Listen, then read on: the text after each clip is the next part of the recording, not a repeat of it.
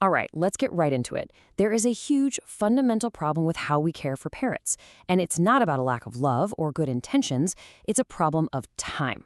The systems we have are built for human scale stability, but the animals themselves, well, they're built for a lifetime that's much, much longer than ours. Just let that number sink in for a second. 60 plus years. Many of the parrots we know and love, like macaws or cockatoos, can easily live that long. That is longer than most careers, longer than many marriages. It's a timeline that almost guarantees they will outlive a single person's ability to provide constant, stable care. And this slide, well, it shows you the conflict perfectly. On the left, you see the parrot's life, one long, steady, unbroken line. And on the right, that's our life. It's messy. It's broken up into these shorter phases. We change jobs, we move, we get sick, life happens. Our stability comes and goes. But their need for care, that's permanent. And that's not a personal failure, it's a systemic one. So this lifetime mismatch is really the source of a pretty devastating cycle. It leads to birds being rehomed over and over, sometimes neglect, and eventually the total collapse of the rescue systems that are just trying their best to pick up all the pieces. Which brings us to the big question, right? This isn't about just finding one more person with a big heart. It's about building real infrastructure. So what does it actually take to create a system that can reliably support these animals for their entire, very long lives? While the answer being proposed it's a little radical, but when you think about it, it's just so incredibly logical. The idea is to stop treating this like a charity problem and start treating it like a human pension plan. We all get how a pension works for people, right? You contribute money while you're working during your stable years.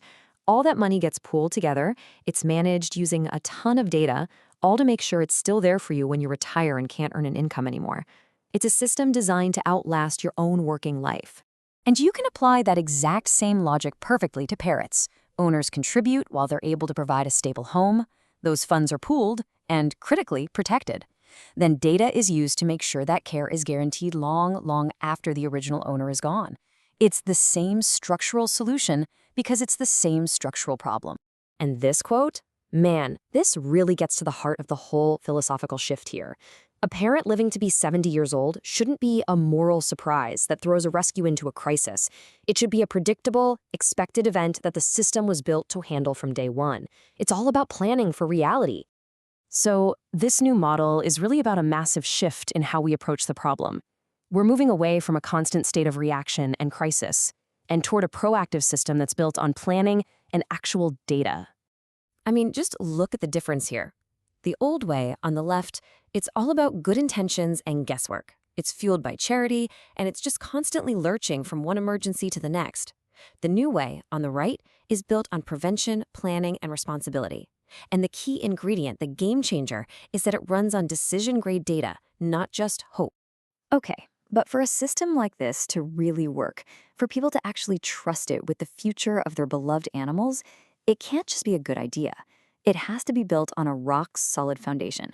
And in this case, that foundation is made up of 3 essential pillars. The first pillar is what's called decision-grade data. So what does that even mean? It means we're moving away from anecdotes, away from emotional decision-making.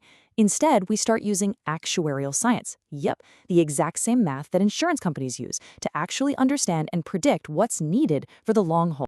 So no more guesswork. By using actuarial tables, kind of like this simplified one here, the system can actually calculate the probability of different things happening, like a bird being returned within a few years or needing really expensive medical care. And then it can assign a real dollar cost to that risk. This is what lets you budget realistically for an entire lifetime of care. The second pillar is all about making sure the money is actually there when it's needed. Decades from now, the financial reserves have to be protected. That means they are legally locked down and cannot be dipped into for daily operations or other emergencies. Their one and only job is to guarantee that promise of lifelong care. And what if the system does well and actually generates a surplus? Well, it's not treated like profit. As you can see from this chart, every extra dollar gets reinvested right back into the system's health. To make the reserve stronger, to expand capacity, to improve the infrastructure, it's a financial loop that just keeps making itself stronger. And this final pillar, it might be the most critical one for long-term survival. Non-negotiable biosecurity. Disease is the single biggest threat that could wipe out a system like this. So here, disease prevention is treated as a core piece of infrastructure, not some afterthought. This means there are strict, standardized rules that are enforced for every single bird, no exceptions. We're talking about things like mandatory intake testing and quarantine, constantly tracking the health status of the flock, and having crystal clear protocols for what to do the second something goes wrong. This isn't just about protecting the parrots. It's about protecting the entire system from a catastrophic failure that could cost everything. Okay, so we've got the data, we've got the protected money, and we have these super strict safety rules. What does all that add up to? What does success for a system like this actually look like in the real world? Well, success means predictability finally replaces chaos. It means organizations respect their own ethical limits and stop taking in more animals than they can truly care for. It means disease risk is managed, not just ignored. And at the end of the day, it means we've created a model that is stable, trustworthy, and actually fundable for the long, long haul. You know, in the end, success is a system where parrots no longer have to pay the ultimate price for our wonderfully unpredictable lives. It's a system strong enough to withstand time, illness, and all the changes that life throws at us, making sure that a promise of lifelong care is a promise that can actually be kept. Which really just leaves us with one final, powerful question to think about. We build pension plans for ourselves because we all understand that ignoring the reality of a long life is not only cruel, it's incredibly expensive.